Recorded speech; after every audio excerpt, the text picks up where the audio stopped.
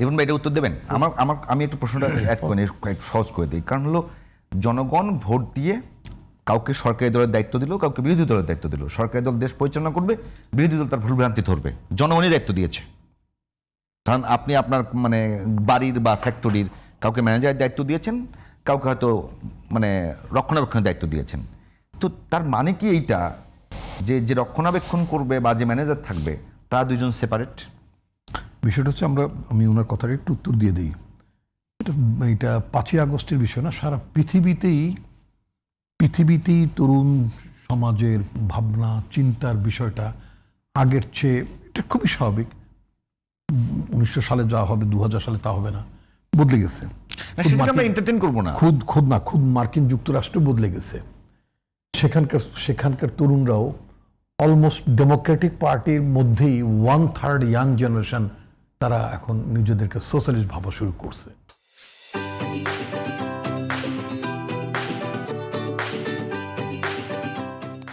It's a change. Social Democrat বলে তারা social Democrat, তারা ডেমোক্রেটিক মধ্যে সোশ্যালিস্ট সংখ্যা আমি জানি এগুলো। দে আর নট, তারা সোশ্যাল ডেমোক্রেট না। সোশ্যাল ডেমোক্রেট হচ্ছে মানে আলাদা, যুক্তরাজ্যে একটা সোশ্যাল ডেমোক্রেটিক পার্টিও আছে আলাদা, এসডিপি বলে। আচ্ছা, তো তারা বলে, যেমন নিউ ইয়র্কের মেয়রই বলে যে I M A Muslim, I M A Democrat, I M A socialist. একটা মানুষের নানা পরিচয় থাকে। এই যে একটা মানে পরিবর্তন ভারতে হচ্ছে। আবার তো এটা নাথিং নিউ, এটা একটা ঢেউ বাংলাদেশও এসেছে, বাংলাদেশও চলবে বিভিন্ন, এটা সারা পৃথিবী একটা সিমটম, সময়ের সিমটম এটা। আচ্ছা, ওনার এলাকার কথা যেটা বলি, প্রথমত হচ্ছে যে আমি পার্সোনালি এবং নীতিগতভাবে সংসদীয় রাজনীতির স্ট্যান্ডার্ড অনুযায়ী এই যে এমপিরা উন্নয়নের মধ্যে থাকবেন, এটা conceptually it is not correct. এমপিরা আইন প্রণয়ন করবেন, এটি হচ্ছে না, ওই কথা বলা হচ্ছে না। বলা হচ্ছে যে আপনি বড়দের ক্ষেত্রে আমি ডিসক্রিমিনেশন করছেন কিনা, এমপিরা না করলে।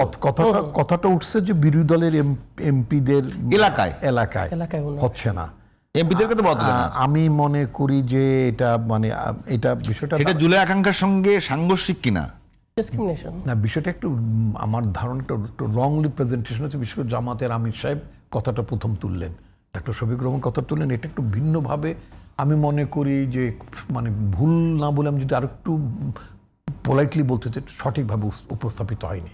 একটা রাষ্ট্র আমি যদি বলি, যেমন সে ফর এক্সাম্পল আমার বাড়ি মুন্সিগঞ্জে, আমার বাড়ির উপর দিয়ে পদ্মা ব্রিজটা গেল। আমার এই পদ্মা ব্রিজকে কেন্দ্র করে যে উন্নয়নের যে সুযোগটা তৈরি হবে এপারে এবং ওপারে দু জায়গায়, এটা এক ইকুইভ্যালেন্টলি এটা কিন্তু মুন্সিগঞ্জের প্রপারে হবে না, কারণ ওটার ফিজিবিলিটি বা রিয়েলিটি সেটা হবে না। আমি তো ওটা চাই নাই। কোনটা চাই নেই? আমি বলি এডিবিতে আপনি আমাকে কি মানে অন্তত আমি আসছি রিয়েলিটিজ। আপনার চট্টগ্রামের রিয়েলিটিজ অনুযায়ী তার জন্য যে বরাদ্দটা আপনার করা দরকার, ওখানে শিপিং সিস্টেমটা, নেভিগেশনের ব্যাপারটা, যেই সাপোর্টটা দিয়ে আপনি ওই জায়গায় ইমপ্রুভ করবেন, মাতার বাড়ি অথবা তার আশেপাশের জায়গাটা যেভাবে আপনার ইমপ্রুভ করার দরকার হবে, আপনার ইকোনমি বছরের পর বছর এই কারণে উত্তরাঞ্চল আপনি ইকোনমিক্যালি যে কাজটা করবেন, অনুরূপ বরাদ্দ যদি আপনি গোটা বরাদ্দটা আপনি কুড়িগ্রামে দিয়ে দেন, তাহলে তো আপনি সেই জায়গাটা একটা বন্দর বানাতে পারবেন। ভাই কোনো কারণে দীর্ঘদিনের যে বৈষম্য সেটাকে সার্টিফিকেট করার চেষ্টা করছেন মনে হচ্ছে। আমি বলছি যে আপনি ঠিক মানে চট্টগ্রামের সাথে যদি আমি মনে করি যে আমার মুন্সিগঞ্জটাকে একই রকম উন্নতি হবে, দরিদ্র হবে না, সবচেয়ে দরিদ্র এলাকা উত্তরবঙ্গের লোকগুলো না, নিঃসন্দেহে। এবং সেখানে আপনি কোনো পলিসি নেবেন না, বরাদ্দ দেবেন না। কেন আপনার শুধু ওটা কেন, আপনার পার্বত্য চট্টগ্রাম থেকে যত অবহেলিত অঞ্চলগুলো যে জায়গাগুলো আছে, প্রতিটি জায়গার মানুষকে মূল স্রোতধারা উন্নয়নের সমতার মিনিংটা কি? যারা আমি কিন্তু একটা ব্যাকফুটে আছে, পিছিয়ে আছে, তাদেরকে সামনে নিয়ে আসতে হবে। আমি কিন্তু একটা কথা বলি, সমতা বলতে কিন্তু আমি বলছি যে চট্টগ্রামে যে 11% উনি যে, আমি ঠিক এক্স্যাক্টলি নাম্বারটা আমি জানি না, উনি যেটা বলে আমি ধরে নিলাম, ওনার ধরে নিচ্ছে 11% যে বড় থাকে, যদি বলতে মুন্সিগঞ্জে 11% দিতে হবে, ইট ইজ নট ফেয়ার। এটার একটা ফিজিবিলিটি ব্যাপার আছে, কোথায় কোনটা দরকার বুঝতে পারছি। But at the same time আপনি অবহেলিত যে সমস্ত অঞ্চলগুলো ছিল অনেক দিন ধরে, তাই না, তাদের আপনি উন্নয়নের স্রোতধারার মধ্যে আপনি তাদেরকে সামিল করবেন। তারা বঞ্চিত শব্দটা বলবো না, আমি বলবো এইভাবে যে সেইখানে যে উন্নয়নের ছোঁয়াটা লাগেনি, সেই জায়গাটাকে আপনি বারবার অনুন্নত থেকে যাবে না, তাদেরকে আপনি মূল স্রোতধারার মধ্যে নিয়ে এসে সেখানে আপনি ডাইভার্সিফাইড ডেভেলপমেন্টের জায়গায় যেতে হবে। হয়তো আপনি বন্দর পারবেন, অন্য কিছু বুঝতে পারছি। এটা আপনার অন্য একটা বিষয়। আতিক মুজাহিদ প্রশ্ন তুলেছে, আমি আতিক মুজাহিদকে প্রশ্ন করছিলাম যে এখনকার যে রাজনীতি হবে 5 আগস্টের পর রাজনীতি, আমরা আপনারা সবাই জুলাইয়ের পক্ষ শক্তি, নিঃসন্দেহে দীর্ঘ আন্দোলন করেছেন, সংগ্রাম করেছেন, জীবন দিয়েছেন, মানে মানে সাথে আপনার রক্ত দিয়েছেন, অনেকে পঙ্গুত্ব বরণ করেছেন, গুম হয়েছেন। আমার প্রশ্নটা হলো যে আতিক মুজাহিদকে প্রশ্ন করলাম, এখনকার ভাষাটা তো ঠিক হওয়া উচিত, সমালোচনা একটু পরিশীলিত হওয়া উচিত।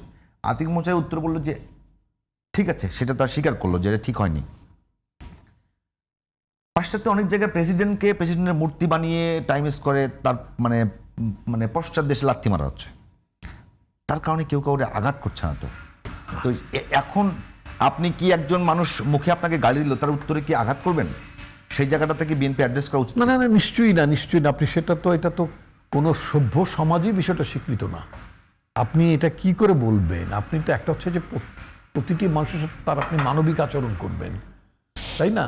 তিনি যে হোক না কেন, ইভেন একজন যদি ক্রিমিনালও যদি হয়, আপনি একটা ক্রিমিনালও তো চোখ উৎপাদন করে ফেলতে পারেন না, ইউ ক্যানট, এটা আইনিভাবে আপনি পারেন না। আচ্ছা, এখন কথা হচ্ছে কি, রাষ্ট্রটা তো দীর্ঘদিন একটা অসহিষ্ণুতার জায়গায় চলে গেছে, এটা সত্য কথা। যেমন আমি যদি এভাবে বলতে চাই, যেমন ধরুন আপনার আপনি দেখবেন আমাদের দেশের মানুষ একটু রেগে গেলে ইংরেজিতে কথা বলে, হ্যাঁ হ্যাঁ, আর একটু ক্ষুব্ধ হলে কবিও কিন্তু হারামদাদা বলে কবিতা লেখে, ভাত দে হারামদাদা বলে না? হ্যাঁ, না বিখ্যাত কবিতা, কবিতা স্ল্যাং না আছে। না না, বিখ্যাত কবিতা যে ভাত দে হারামদাদা, না হলে মানচিত্র ছিঁড়ে খাবো, কবি রফিক আজাদের। আচ্ছা, এখন কথা হচ্ছে কি, যে আপনার মানুষের মধ্যে ক্ষুব্ধতা, মানুষের মধ্যে অসহিষ্ণুতাটা, এই দীর্ঘদিন একটা অগণতান্ত্রিক সমাজে, অগণতান্ত্রিক রাষ্ট্র ব্যবস্থার মধ্যে এটা একটা ফেনোমেনা হিসেবে ডেভেলপ করেছিল। এটাকে প্রশমন করার জন্য টাইট্রেশন, একটা প্রশমন করার জন্য আপনার একটা হিলিং পিরিয়ড আপনাকে রাষ্ট্রে দিতে হবে, হিলিং পিরিয়ড। এই যে মানুষ কথায় কথায় ক্ষুব্ধ হয়ে যায়, কথায় কথায় মানুষ উচ্ছৃঙ্খল আচরণ করে, বাবা মাকে মেরে ফেলে, জবাই করে ফেলে, এই যে একটা ব্যাপার ট্যাপার আছে না আপনার, মানে মাদক ইত্যাদি সব মিলিয়ে রাষ্ট্রটা কি সেই জায়গায় আছে? সেই জায়গায় নেই। আমাদের সাথে আমাদের যে পার্শ্ববর্তী দেশের কথা যদি বলি, একটি মেয়ে ভারতের প্রধানমন্ত্রী মোদি সাহেবকে তার মাকে নিয়েও গালাগালি করেছে। আমি যেটা মানে মোদি সাহেবের স্টেটমেন্টে যেটা দেখলাম, মোদি সাহেব বলেছেন যে আমি দুঃখিত, বাট তার স্বর্গীয় মাকে নিয়ে গেলে, হ্যাঁ বলে, বাট আমি ক্ষমা করে দিয়েছি, ইয়ে করেছি যে এখন ছেলেদেরকে বুকে আগলে ধরতে হবে, ওদের শুদ্ধাবর সময়টা, শুদ্ধাবর বয়স। পরবর্তীতে আমি দেখলাম যে মেয়েটি রুচিকা সিং বলে মেয়েটির নাম, মানে মানে তার বিরুদ্ধে অভিযোগ এনেছিল, সে এটা অ্যাপোলজি চেয়েছে, বলছেন তার একটা ভুল হয়েছে, তার একটা বলা ঠিক হয়নি।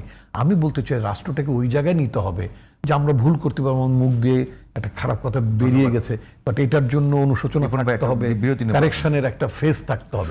কিন্তু যদি মনে করেন ওইটা ল্যাঙ্গুয়েজ, হ্যাঁ, ওইটা মানুষ গ্রহণ করবে না, এই সোসাইটিতে করবে না, it's issue, but at the same time এই যে অ্যাটাকটা কুড়িগ্রামে অ্যাটাক, না আমি তো বললাম তো, এটা না ওটা রিপন ভাই কিন্তু স্বীকার করছে যে এটা কোনোভাবে অ্যাকশন পার্টিগত নেয় নাই, এটা নট এ সিঙ্গেল। আমরা